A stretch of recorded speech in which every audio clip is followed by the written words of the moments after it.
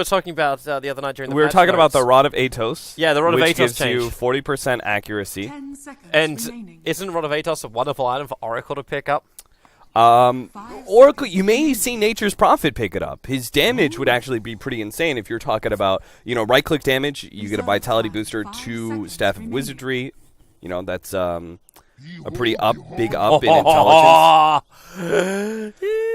Okay, Magnus AM. That's a combo for you.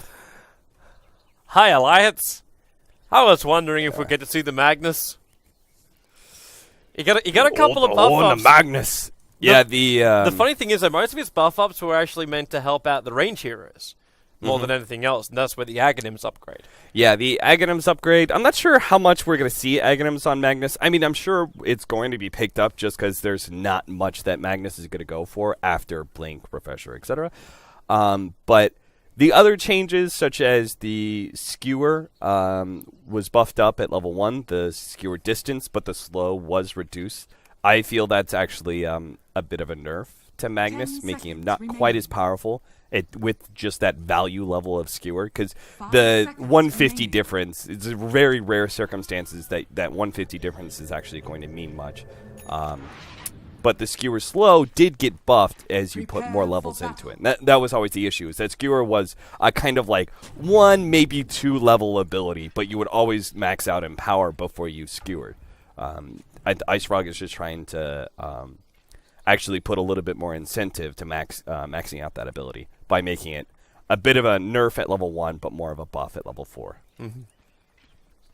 Aggressive TPs again from both Alliance as well as MVP. They always send one person out to try and find where the wards were put, but MVP actually chose to TP their player to the mid-tier 1 tower and then run directly south from there and throw down the ward to block up. And I believe this ward, it does block up the camps. Unfortunately, the Magic Bush can no longer be like the Magic Bush ward. Actually, does this block? The question mark, does this ward actually block that one? No. So the Magic Bush ward, because these camps haven't moved.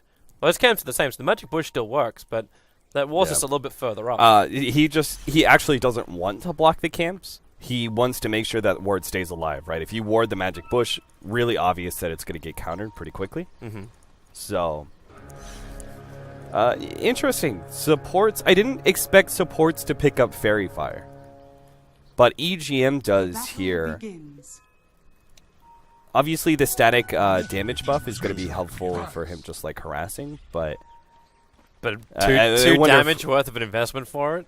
Yeah, I mean, it's obviously going to be more about the potential saving mechanism. Can you pass? You can pass Fire Fairy off, right? Just like you can Mango? I'm presuming you can. I don't know. I haven't played Dota yet, unfortunately. Well, it only got patched a few hours ago while we were sleeping, so I don't blame you, man. But I believe that's the way it works. So potentially you can use it to save an ally with a clutch pass off, but much more likely it's going to be... Yep, there it is. Look at that. He actually put it on Loda, and then Loda goes in range of the Ion Shell creep. Well, that's one way to do it. That is great. Forever only just freshly casted a new Ion Shell, too. Like a level 1 Ion Shell to get you something, and now the Darkseer, he's got no farm. He's like... Okay, so imagine already this, going Toby. to abandon it? Imagine this now. Okay. Say the Darkseer is trying to push out a lane, and EGM and Animage show up at the tower. They start with Fortune's End onto Loda, and then he runs forward, and Darkseer, seeing just an Animage, is like, instantly, I have to surge away. But Animage will blink onto the Darkseer, Fortune's End will follow him and hit the Darkseer and potentially purge off Ion Shell or Surge. Stay where you are, Tusker. They're maledicting. They actually use Fortune's End to prep for Arcane EGM to go to work. Is that enough? If they get at least one more attack in here, he should be dead. And there's the one more attack. It's a malediction. Oh, you bet it! It's going to be First Blood going the way of the Witch Doctor of Arcane. Malediction, it's a real thing. I feel like that was a little bit of a bug. It was just me. He dropped down to 2 HP, and then there was some other source of damage that hit him. It was like there was an extra tick of Maledict at the end. Because he was like the 3rd pop, and he went down to 2 HP, and then he died. That was kind of weird. I did not see what you saw. I'm gonna look at go look through the logs, man. See what you can find. EGM, he's starting again over on Light. He doesn't even have to expose himself in the middle lane to harass into the Ember Spirit. That's kind of brutal. So Anti-Mage is able to get a lot of space on the bottom lane to get his farm. I was right. You what? Well, Maledict did 49 damage on the last tick. That was the last tick of Maledict. And then Witch Doctor hits Tusker for Maledict with 3 damage. Yeah, and then it did another 3 damage. But you got 3 damage ticks all the time. Oh, am I? Oh, I'm sorry. I thought that was a 3rd tick. All right, then I'm just dumb. For some reason, I thought that was the 3rd tick of Maledict that popped. Must not have been. Must have just been the 2nd tick. So obviously Maledict kept going. Yeah. My bad. My bad. It's okay, Cap. I forgive you. Yeah. But you could see the strength of Oracle there, right? Fortune Send, value level, because if you're paired up, it's not that Oracle's going to be able to chase you down after he throws out the Fortune Send and runs at you. It's going to be the fact that the other core or other support is able to just keep chasing after that hero, so it's a 2.5 second snare that just gives them time to set off their other abilities. Mm-hmm. Interested to see how that's going to work too when you start combining up things like Nature's Prophet. That's always been the big thing about Alliance. Whenever they play Admiral Bulldog Prophet, like he goes for this early mech build, comes and joins the rest of his team. So you've already got a huge amount of even regeneration that's coming out from the Alliance supports.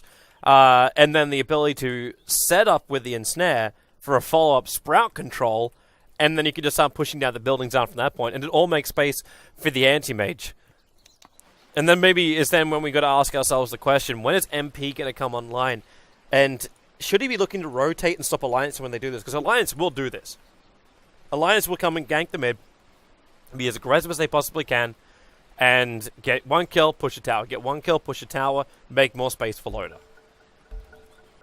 MP definitely has to get aggressive. One of the big advantages of Phantom Assassin is that you just need some levels. I would say level 8 or 9 is usually one of the fighting periods of PA. And then obviously try to get level 11 for your coup de grace. S4, they're actually going to use it. Fortune's End to get line in position for the skewer back out again. EGM, and there's your damage. He snipes the kill, and the Ember Spirit's down for the count. What a hero. Oracle. Hey, I will quote a person who shall remain unnamed but may have had influence in this. Fair hero. Fair hero is the words. Which I was told when I was like hashtag balance. I got back fair hero. Yeah. I mean, I love Oracle, but I read those changes and I was like, Oracle's still gonna probably be... I don't think he's OP. They're going he's again. Just gonna be really strong here. There's Light, loses this flame card, and we go again. S4 gonna skewer Light back into shot. Femi actually pushed him further away. Bulldog's TP'd as well. He doesn't have a Sprout available, and they don't have... Oh, okay. Yeah, they do. They do now. They actually throw out the damage. Nature's Prophet will find the kill, and they turn 1 into 2. Remember that game that I was telling you about, Toby? We casted together, actually, Febby on the Tusk. He had a really poor performance, right? Yeah, and he felt uncomfortable was the word you used. Yeah, it just looked like he felt really uncomfortable, and that Ice Shards was kind of one of those things. But this is also a mistake by QO. He really should not be that far forward and getting caught after he just got caught by the same combination. Plus, I think he needs Sleight of Fist. I don't think he should be maxing out Searing Chins right now. I think he needs a level of Searing Chins to be able to dodge some of this. If he actually dodges this skewer with the right Sleight of Fist, he completely saves his life. But right now, he just... Okay, he's at least going to find his 5th level, so you get to see his choice in a moment. But man, this is not a good start. This is not a good start. When your Ember is 0 for 2 and your Tuskar is 0 for 2, you have no momentum on these heroes whatsoever. And maybe even worse, actually, maybe this is the time when we ask ourselves the question. EGM finds the kill. He's getting actually now the mid lane farm while S4 farms up the stack. So they're power leveling up EGM into a point where you even give him power. So he's practically a core. What do you build into as this Oracle when you've got 1,400 gold before the 5-minute mark? What's the dream here? Yules. Well, I was talking about the combination it's before. Still going to be the Yules It scepter? might be the Rod of Atos. Just because they're facing up against a PA. It's entirely likely. Rod of Atos does combo very well with... Well, they're going on Bulldog. There should be a kill if they can get that cold feet to trigger, but the slow is just not enough. And MP, he wants to die for this Prophet, sprouts himself up, to try and keep MP away, but the skill will arrive from S4 with a shockwave follow-up. He'll get the kill over on the Ancient Apparition. Arcade is that little bit too late to provide his stun. But now they try and capitalize. They're moving on EGM. Snowball forward, picks up Light as well. There's no Searing Chains available, so EGM just backs himself up. They can't kill the support Oracle. Diving now almost to the tier 2 tower. Maybe he can't go any further, and the Searing Chains from Light misses. EGM, he starts the channel. The Prophecy being in, but Light, he's underneath the tower, and Oracle, it's almost too easy. With S4 arriving too, they skew it down. The Snowball will bring him forward, but there's just not enough life for Febby to get himself away to safety. So both Ember and Tusker caught so deep. MVP are super on tilt. They should never. The moment that Oracle purged off the Flame Guard, there goes all your damage on an Ember Spirit, and they never should have chased that far. EGM had that entirely in control. He still had Fate's Edict he could have used. So even if he did get chained up, he could just turn around and Fate's Edict the Ember Spirit, and he wouldn't get any more melee clicks off. It was very clear that EGM wasn't even close to dying there, and yet they still pursued so deep without level 6. This is when you start to see the problems of MVP, where they just can't adapt fast enough. Like, you play up against a hero and you're always going to be off balance if you're not used to playing up against this hero. But they've gone from being off balance to basically toppling backwards. And they need to try and balance themselves in this game. Yeah. Just get back to what you think is going to work for you. Get your combos to work. They know these combos. They're old school combos for them. So just get your head back in the game. Man, Oracle's going to be super dangerous soon. He's probably going to go a 4-1-4 build. The change to Fortune's End does mean less damage, but I think the cooldown reduction from Fortune's End still is valuable to max that ability out second. He's going to just have this big combo. Part of the reason is that Fate's Edict, it used to be that Fate's Edict, if you got it to level 2 or 3, actually level 3, it had a lot of value with Purifying Flames as a healing mechanism because it was just very mana efficient. You could Fate's Edict, and it would last long enough that you could Purifying Flames twice and not actually make your ally take the damage. So it was just this really efficient way of healing up an ally. That's no longer the case. It's never possible to get 2 Purifying Flames on an ally with 1 Fate's Edict. Light just got so aggressive then on Bulldog. This should flag the fact that Alliance are being watched. The good observer from MVP up on the hillside saw both S4 as well as EGM rotating to the top lane, trying to find the kill. And that's just when Ember goes ham on Bulldog. Well, Bulldog juked it around perfectly around the tree line. He's got no problem whatsoever with this. The 5 top net worth on the board, 4 of them are Alliance. Yeah. And the Witch Doctor is ahead of the other 2 supports as well. Just to kind of put some perspective. It's crazy the fact that Ember just... Yeah. He can't do anything. Like, he burns 110 mana to get Flame Guard up so he can be aggressive and farm up a little bit more, maybe push the lane. And then he just loses it straight away. Like, it takes 0.5 of a second for EGM to channel that. For the minimum. And then it's done. Okay, so Loader in the meantime is building directly into Battle Fury. Didn't actually go for the damage shielding arms, he went for the Perseverance full to start with. But he's not under any level of pressure on this safe lane, so it can make sense as well. It's a little odd. I expected MP to actually... I thought he did have it, but an Orb of Venom. Orb of Venom has a lot of value with Phantom Assassin now because the Stifling Dagger applies the... Didn't that get reworked in the patch though, so it doesn't apply anymore? Oh, maybe. I remember us talking about that during the patch notes. He might be right. S4? What's he doing? Okay, Light moved into a position where he could get skewered. And now is just farming up the creep wave a little bit behind. S4's got RP available, not enough for both skewer and RP. Yeah. And there's your jump away. Yeah, you can't actually skewer and then RP. You have to actually RP mid-skewer if you want to catch Ember Spirit. Because otherwise he'll always jump out of the skewer before the animation of RP. Yeah. But the mana just wasn't there for S4 to do that combo. Yeah. So he did it instead just to push the Ember out of the lane. Which worked. Light burned his spirit. At least he'll find himself a haste rune now. But S4 is moving around. He's got a Blink Dagger available at RP.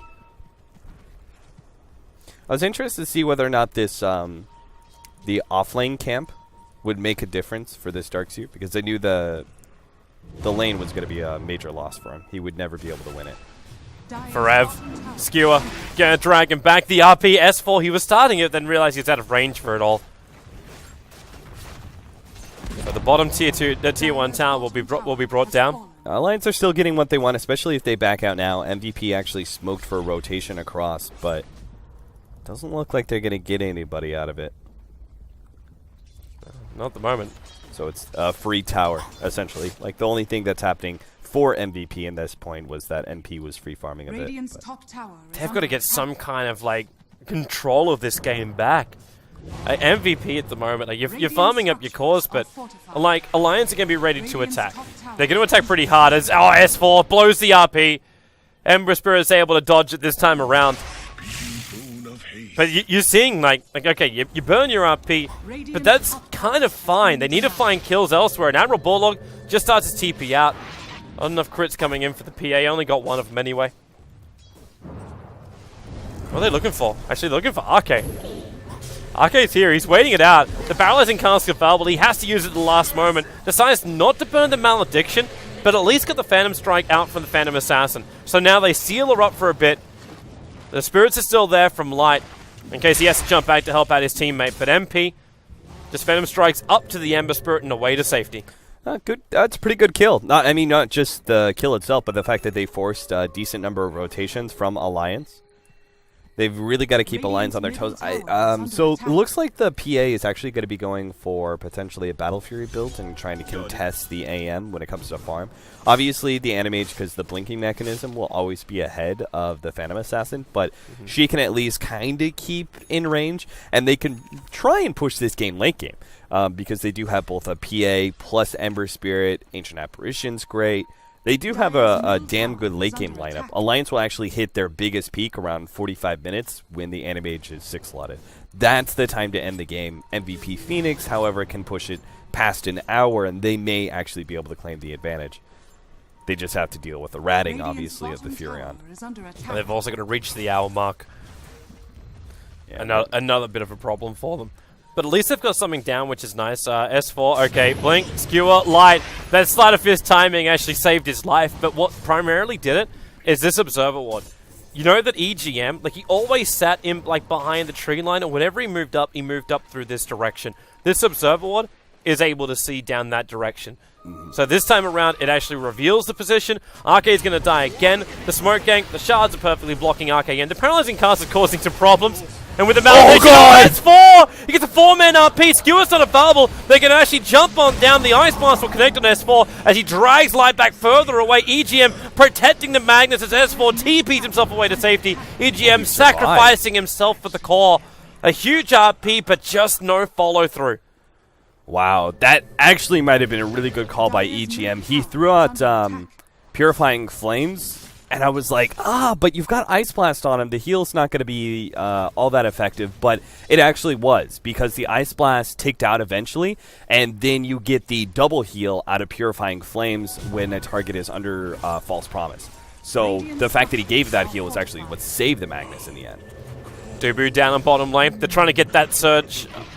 But he didn't have, like, the Soul Ring was still on cooldown, so he couldn't get it off cooldown to get the Vac mana.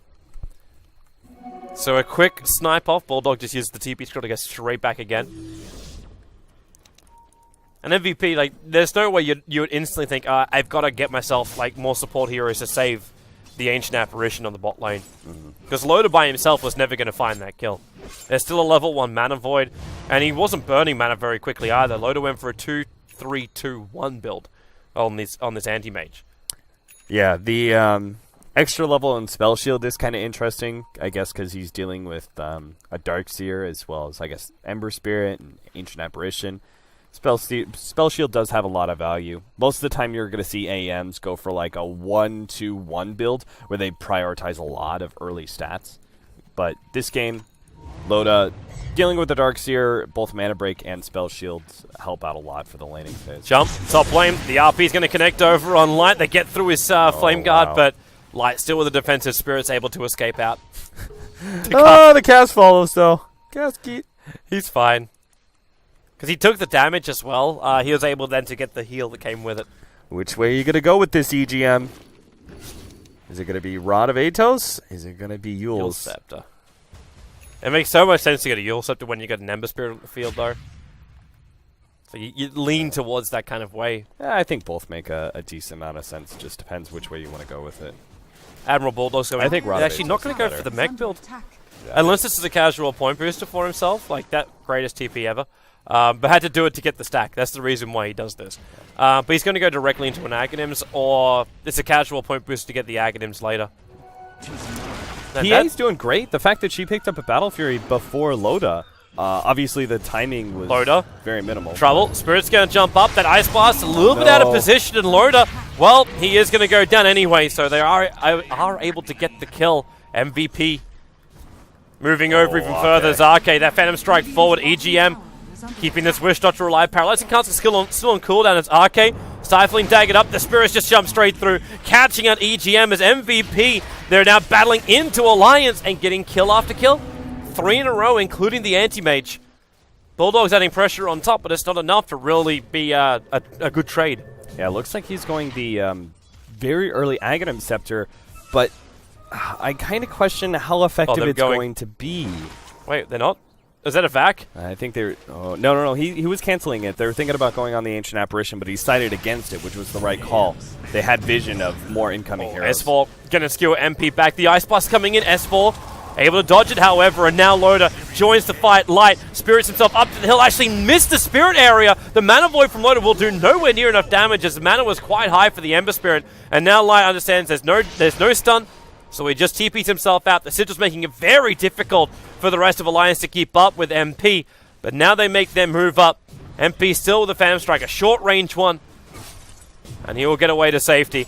Loda, the Vac interrupting him for a little bit. They are too far away. EGM's trying to keep up. But even a defensive Darkseer wall being planted down to dissuade Alliance from chasing. I want to see that again. I think I just saw the Ember Spirit. I think they just did that combination I was talking about, where they put the Fortune's End on the Animage, and the Animage just like he TPs in, and then the Ember Spirit's right next to him. Flame Guard and Ion Shell gets dispersed, and then just kills the momentum of the Ember Spirit. Luckily, I'll have a VOD for you later, Cap. You can go through it slowly, or you can just watch the replay inside Dota TV. Alright, Light. With the Haster, he's feeling a lot more comfortable on this top lane, even if EGM does take away his Flame Guard. And in fact, it looks like MVP. They got the Battle Fury down on the PA, and she's got the Morbid Mask, so the life steal's there. And with PA, it's sometimes so quick to just do Roshan. A couple of good crits, and you're on your way. Is this going to be the new build on Tusks? Obviously, so the part of the problem is that Sigil's no longer as effective as it was against Roshan because you can't slow his attack speed as much as you could before. But it's kind of odd seeing just like the nukes not being maxed out. Maybe he feels like the damage nerf now means that Sigil's the primary ability. They're coming over. Bulldog caught in the bottom lane. He's just going to TP himself away to safety. Light. Oh. He's going to get the kill before the TP is completed. Roshan's still on his way, and looks like Witch Doctor, they find the Ancient Apparition out of position. So an Alliance combo going to work there. But MVP just go back and they just do Roshan. Yeah, Ancient Apparition essentially like kind of tanks the gank and makes sure that MP wouldn't get caught inside the Roshan pit. And they will be able to complete Roshan. So I think that's worth the death. They get Furion, they still get Roshan. I don't know, MVP are actually looking pretty damn good. If they can get a decent timing on the Ember Spirit Battle Fury, say 24 minutes, well, they might be able to push this game late. Like, he's getting the space. Bulldog still hasn't completed up that Aghanim Scepter and doesn't really have a big presence by just having the Ags upgrade. We actually get a new item. Hello to the... Ether Lens. Is that how we say it? Because it's got an A at the front of it. Yeah. Ether? Ether? No, I believe Aether. Aether? Yeah, I've read this word so many times, but now that I think about it, it's always been in books, so I've never said it out loud. We'll check the pronunciation. We will. I actually heard the pronunciation last night, but it was right before I went to bed. So. For now, we'll just call it the lens. The lens. The lens. Under a microscope. So this should, I believe this increases the AoE of vacuum.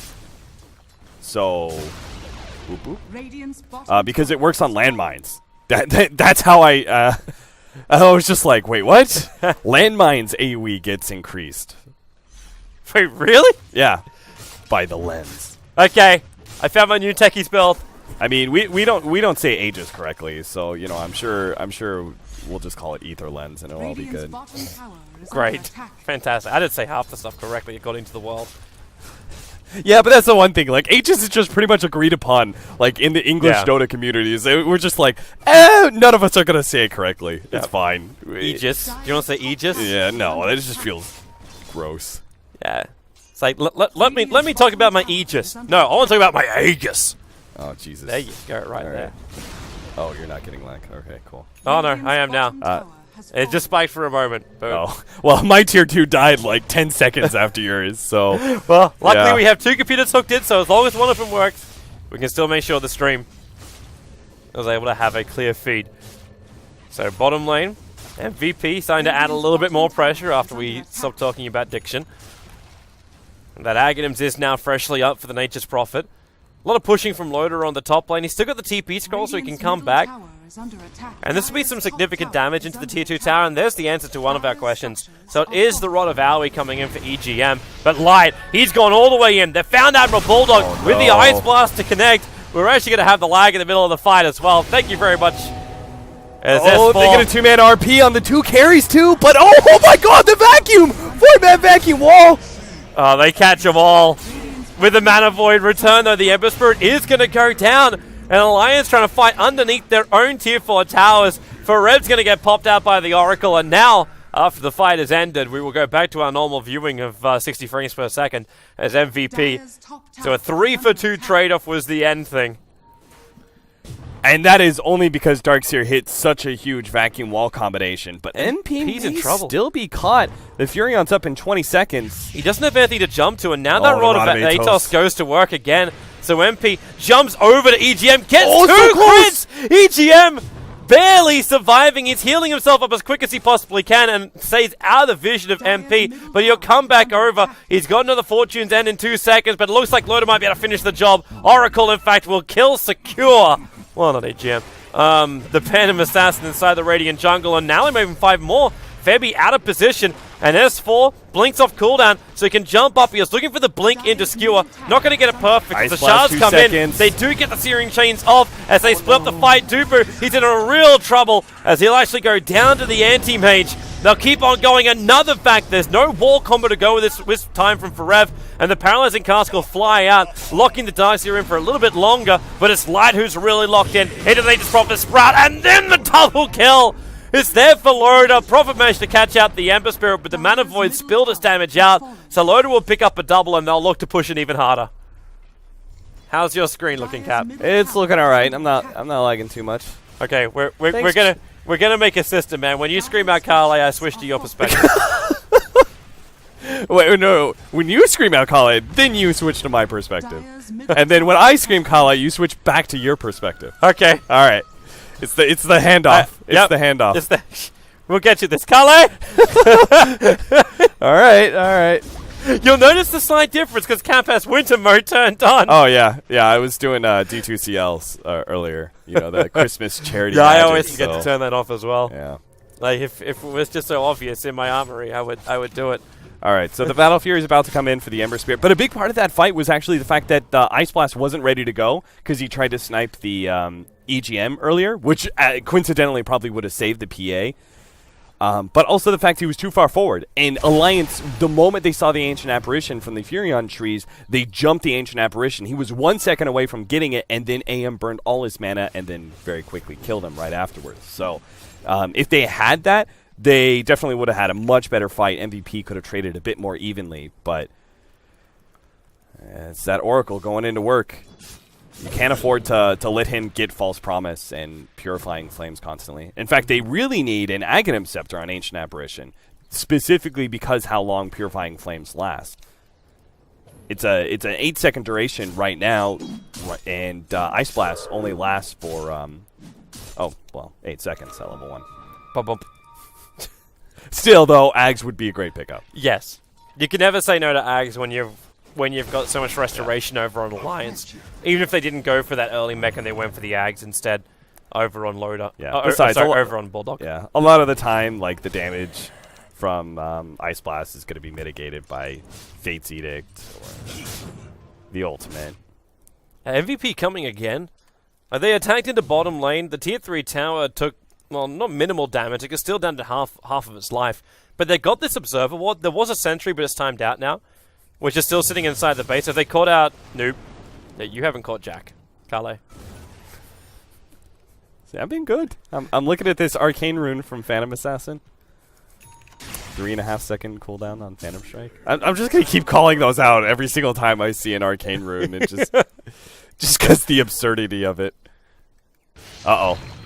QO. No, he's fine. I thought they had an extra disable, but Emerald Bulldog didn't go for the Orchid build, so Ag's Scythe is probably his next item.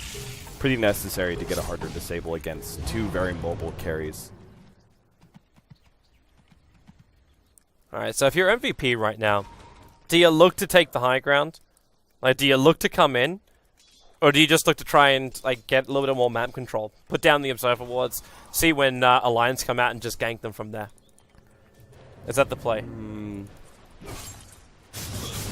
As MVP right now, they should probably be looking for pick-off opportunities because Alliance, probably in time for the next Roshan, are going to reach a big peak where they're probably going to try and 5-man down your tier 2s and probably push at least 1 laner racks because the Animage will have his first like real big item. He's got the core of Animage, the Battle Fury Vlad's Manta, which makes him strong, but it's that 4th item pickup that really makes it so the Animage is finally a true carry in team fights. So whether that's Butterfly or I think Butterfly is probably the best pickup here.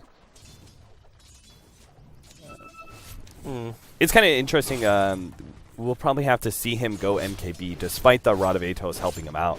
He's probably going to have to go MKB eventually anyway, but not 4th item. Yeah. Maybe a little later. What's the Curry going to get? And you're right, it's Butterfly for Loader. Talisman Evasion pickup. At least for now. Okay, he's going to start prepping the wards around Roshan. It's a quick spawn timer as well. We're looking at probably just under a minute before he's going to be spawning up now. Good call by MP. This is, I'm not sure if he knew this preemptively going in, but Fate's Edict is removed by Manta. So the Manta pickup by the PA will make sure that she's not as hard countered by the Oracle. The other option obviously is PKB, but MP needs to keep his damage going forward. And with the Battle Fury build, the Illusions are obviously quite good at split pushing. Yep. They're also good at intimidating Loader. Gets double critted by the Illusions and just backs the hell out. An MVP, they can keep their bottom lane intact. Admiral Bulldog's the man in charge of defending the top lane up against QO. And now got enough money for a Crystallis, so you're beginning to see the full Ember Spirit build coming to fold. Roshan's up. When they get rid of this Observer Ward, like you just bring MP in range where he can blink onto that Centaur. But they're trying to get, well, I say for a moment they're trying to get rid of it. But it wasn't possible. And QO's pressure on the top is not allowing Alliance just to wait out MVP's movement around the Roshan. It's not going to take long for MP to kill off Rosh, and he can just slip in behind, but they're initiating in, but it's already too late. QO jumps out to his defensive spirit. There's still more treants coming over from Bulldog. They need to know what's happening inside this pit. Frev has still not picked up Blink Dagger. Really thought he was just about to get that from the side shop. Not sure. He spent his money on an ultimate orb. Does that mean he's actually thinking about his... Or what do you even look for? Do you, like, Lincoln Sphere could make a little bit more sense in this game, but... Yeah, it's got to be Lincoln Sphere in my mind, but I'm just thinking about some of the abilities that he's going to be stopping here. Rod of Atos on the PA would be a big one, but there's a lot of spammable abilities from the Oracle That's why I'm hesitant about Linken's. Forev starts to surge himself forward. I don't know if he's looking for the vac up onto a cliffside. How many heroes he can also fit on that. But now he'll get the vac into a wall. Doesn't really find the big hit, however. Admiral Bulldog TPs himself in. The snowball's going to get a little bit extra spill stuns. But Hake gets destroyed by MP. One crit to rule them all. And now another one. Oh, nice dodge! S4. They get the RP off. EGM will keep himself alive for the moment. But currently it's a 2-for-1 trade-off. EGM will finally get popped by the Phantom Assassin. And in a 3-for-1 trade, MVP comes out on top. And instantly you're into the split push from Bulldog. I'm sorry, I had a brain fart. That's not Linken's. That's got to be a side device. If you look at MVP's lineup, they don't have very much lockdown, and they obviously need it against an AM. But boy, that was such a big play from QO. He dodged the RP with sleight of fist. That was so clutch. And MVP pulling it out. Thought they were a long way behind, but now they've got Nagus the Immortal to support up the Phantom Assassin. They've had multiple advantages throughout this game, Alliance. 4K, then 4K. And each time MVP's had one big fight that's just turned it around for them. Followed very quickly by the Roshan. But you're seeing that Alliance is really good at having the Band-Aid effect. Like, you understand you're behind, you understand you lost.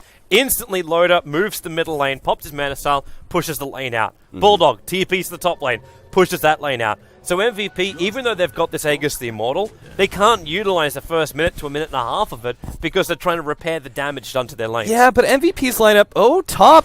With a Scythe of Ice, they might be able to kill Ember Spirit, but nope. The Flame Guard just soaks up too much damage from that ultimate. But that's the thing, right? Is that Bulldog instead with the pickup potential that they're going to be able to see with Tusk against Furion, with an Ancient Apparition on top, and then the double Battle Furies, they've got a great lineup with dealing with the split push. They've got Arke. Arke's just going to Ghost Scepter and TP out, but the Vac was there to cancel the TP. Oh, that's a casket, though. Yeah, but they don't have any kind of follow-up, and there's no way that S4 was going to commit. He didn't have RP available, so there was going to be no big, like, glory P. Yeah, Jesus. All of a sudden, MP has an MKB. There goes the Butterfly. Aloda's got to build something else. But what are you going to do? He's going to stop at the Talisman? He's just going to stop at the Talisman. But then again, you don't even have the item slots to like really effectively build another item. Yep. So maybe you still have to complete the Butterfly anyway. And this is a real rough position for Alliance. As now, well, where do you want to go from here? Like, Loda's looking out, down onto MVP. But he can't jump out. You do have Nature's Prophet back up, and now the Blink to Skewer. They're trying the same combo they used previously. And we still have to remember that was so brutal against MVP, but it's like MVP is slowly getting more and more experience about how to deal with the Oracle setup and the S4 initiation. It also helps they got a lot more farm to give them that reaction time. Yeah. I really think that Alliance are just... Like, the Enemy is not the ultimate hard carry. Not even close to it. He's a 45-minute carry when he gets 6 slotted and he ends the game from there. The fact that MVP actually have the advantage right now, it's hard to see how Alliance are going to be able to come back in 10 minutes and end the game. But they do have the ultimate combo. Like, yeah, that's it. Like, it's the RP which MVP have to give respect to. Because if Alliance get the big RP off from S4, right, then Witch Doctor's only a level 1 Malediction and a level 1 ulti of it, so he's actually not that scary. But with a couple of levels, you'll be looking a lot better.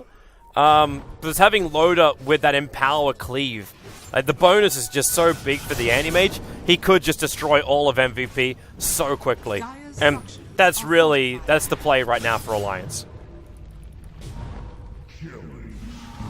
Well, goodbye, Magnus. Jesus. MP's just gone ham. He's gone into the base. He's going after Arcade, the Ghost Scepter again, buying him a little bit of space. Forev. There's a full channel right now from EGM, so Forever's locked in position for the moment, and already S4 ball back. They find the Phantom Assassin on the side, but you don't want to commit big abilities for her. She's still got that Aegis the Immortal.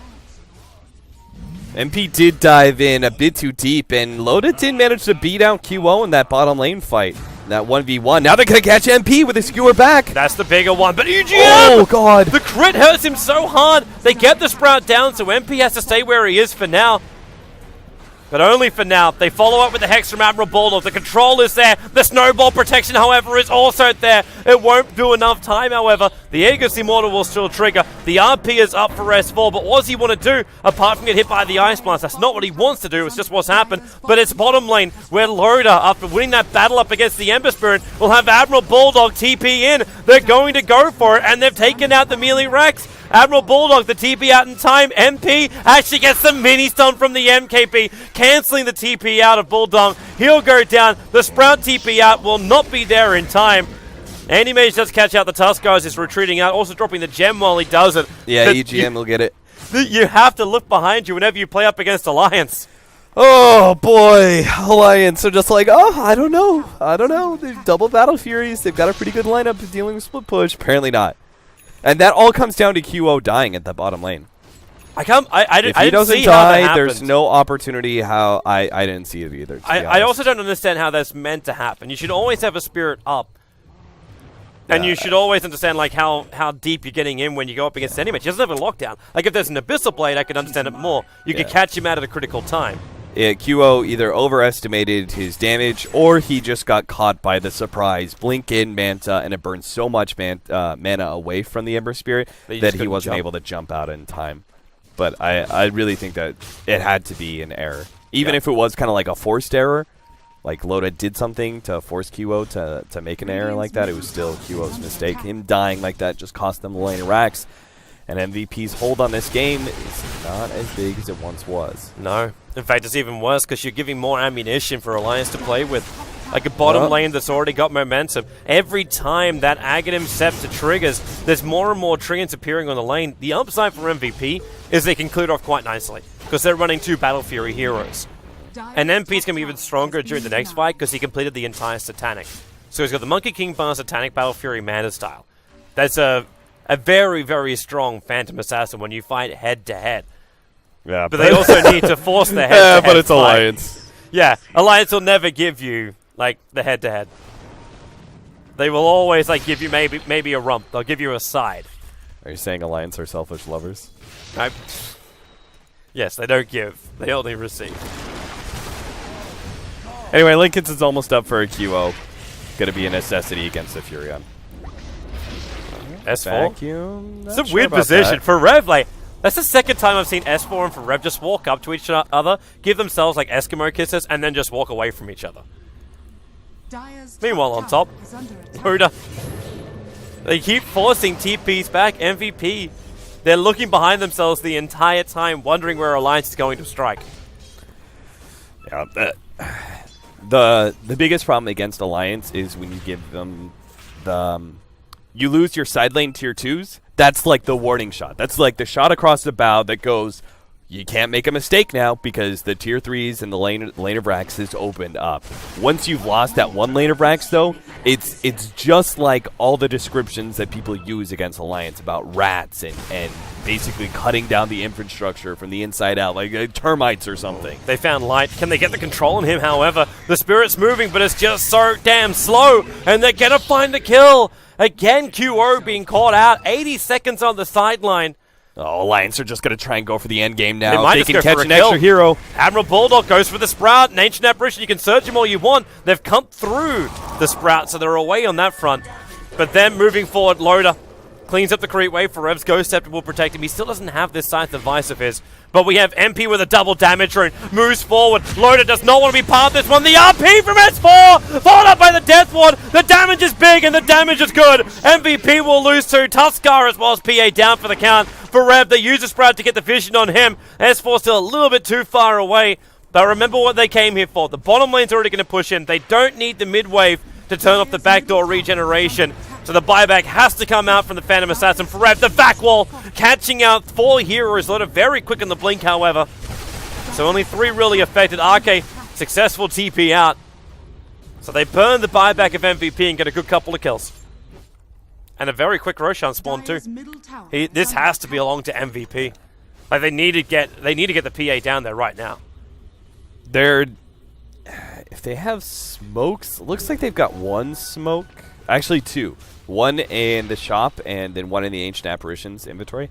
Smokes are your one opportunity in this late game scenario against Alliance to stop them. Because if you ever just do the obvious play and you just push down mid or whatever, because you've already lost one lane of Rax, Alliance will always be able to push that for a second lane of Rax and a third lane of Rax. So you'll never be able to get a fair trade-off to your advantage. They have to go for a pick-off now, have to be able to, like, obtain some sort of advantage, because it's even worse. It's not just one lane of Rags, but it's also the fact that they're dealing with the Furion Ags. He always keeps the side lane push, and now that he's got an Octarine core, it's up every 45 seconds. There's no way you can push fast enough to stop that. It's crazy because you can use your Wrath of Nature now, want to push out the lane, and you'll still have it for the fight. So there's all this damage just rolling in every time. You're either going to have one of your lanes that's always going to be pushed, either top or bottom, or you're going to be too spread out.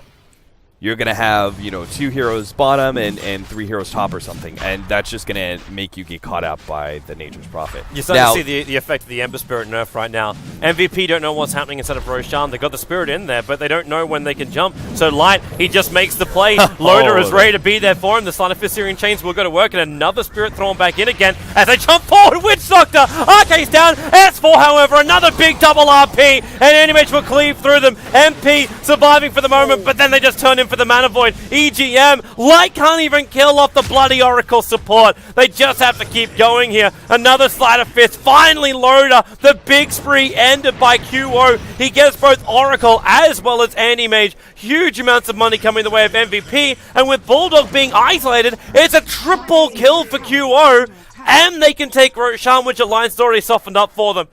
The mid lane, the tier 4 towers are currently under siege, but it doesn't matter if they can just grab this Roshan.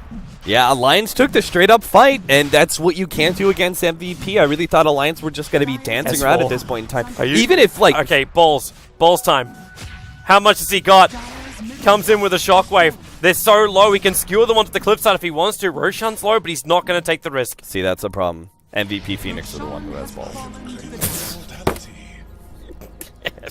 Anyway, if Alliance just play that fight a little bit more dancing around, right?